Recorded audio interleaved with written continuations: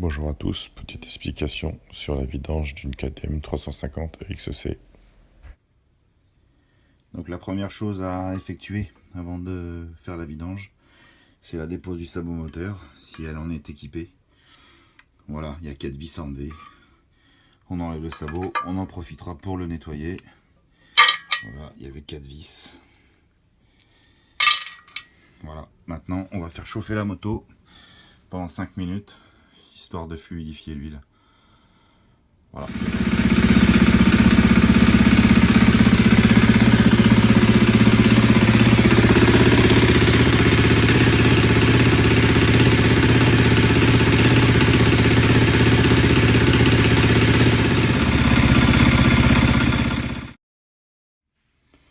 Donc voilà, le moteur a chauffé pendant 5 minutes.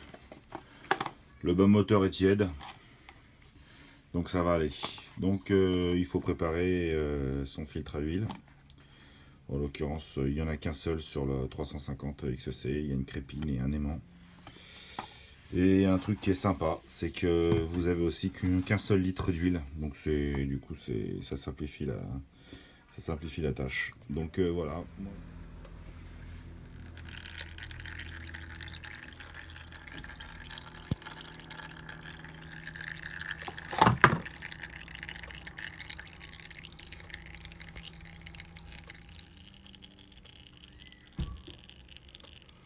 Donc voilà. Alors ce bouchon, le bouchon aimanté, on le démonte et on fait couler dans un récipient. Là en l'occurrence le récipient n'a pas besoin d'être très gros parce que on n'a qu'un litre d'huile dans cette machine. Donc on peut voir quelques parties métalliques quand se mettre sur l'aimant. Donc bien sûr avant de remonter il faut tout nettoyer avec un chiffon propre, de telle façon que pour le prochain cycle l'aimant soit optimum. Voilà, j'ai préparé, la pièce est nettoyée, elle sera prête à être remontée après. Donc on va procéder au démontage du filtre.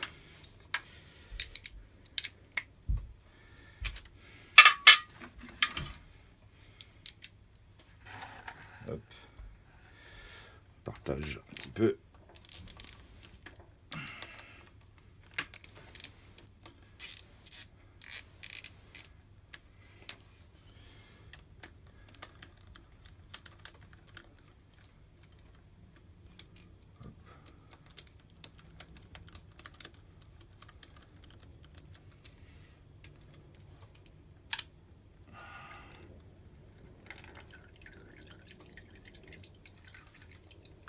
Bien sûr, on nettoie toutes les pièces, les unes après les autres, y compris les vis.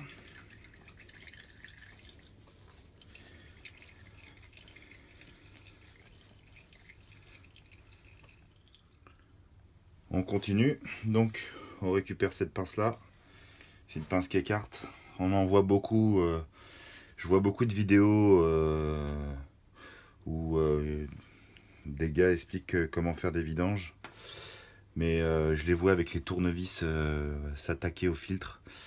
Non, c'est pas au tournevis, c'est avec ce type de pince. Donc on la positionne en position comme ça, on rentre à l'intérieur du filtre, on tire légèrement sur la pince et le filtre vient tout seul. En aucun cas, on utilise un tournevis qui vienne s'appuyer sur les portées ici. Ça c'est de la précision, il faut surtout pas appuyer. Donc avec ce genre de pince, quelles que soient vos machines chez KTM, 690, 1190, enfin ces filtres là, ça fait une éternité que la marque les utilise. Ce process, ça se fait avec ça, pas avec un tournevis. Je vois beaucoup de gars utiliser de tournevis. En aucun cas on utilise de tournevis, on utilise ça. Voilà. C'est une pince à serre clips qui celle-ci, ouais, alors vous avez plusieurs types de pinces. Il y en a qui se ferment quand vous pincez, d'autres qui s'écartent. Voilà, c'est une pince à serre clips tout simplement pour ceux qui connaissent pas. Et on termine par le démontage de la crépine.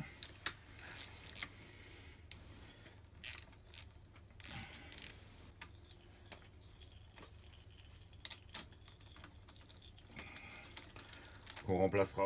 Et on termine par le démontage de la crépine, hein, que j'avais déjà donné un petit coup.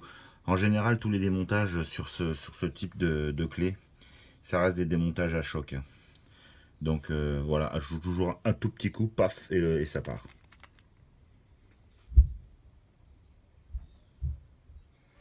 On démonte au niveau de la crépine.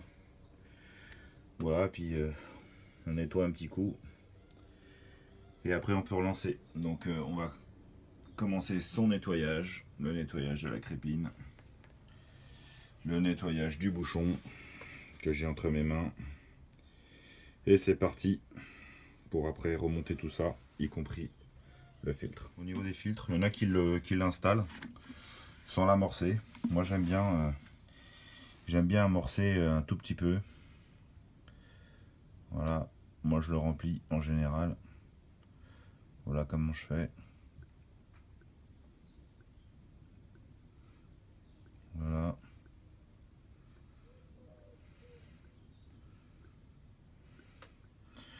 Normalement vous avez largement le temps de le mettre en place. Voilà, là on peut tout resserrer.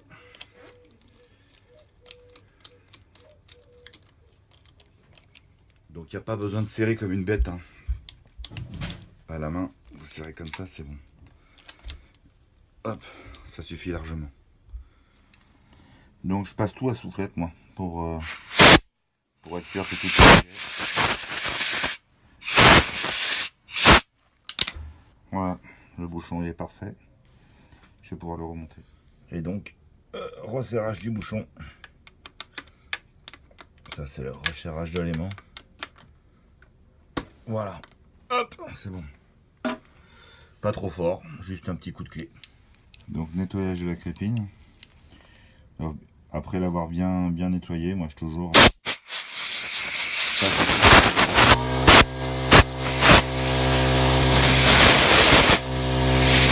on donne un petit coup de serrage.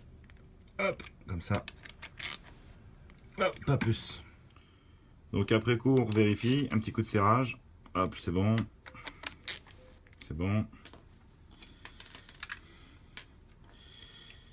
On vérifie la crépine. C'est bon, c'est serré. Et on vérifie la vidange aimantée. C'est serré, c'est bon. Donc maintenant on peut effectuer le remplissage d'huile de la moto. Donc avec un entonnoir propre, on va remplir, on va effectuer le remplissage. Regarde s'il n'y a pas trop de salissure tout autour du bouchon, sinon on nettoie avant d'introduire. Voilà. Bon, en l'occurrence il faut que je nettoie. Je vais prendre un petit peu de soupe à lin, je vais nettoyer. On met en place l'entonnoir et on effectue le remplissage. On injecte les 1 litre d'huile préconisée par le fabricant. On referme le bouchon et on refait craquer la moto. Remise en service de l'ensemble.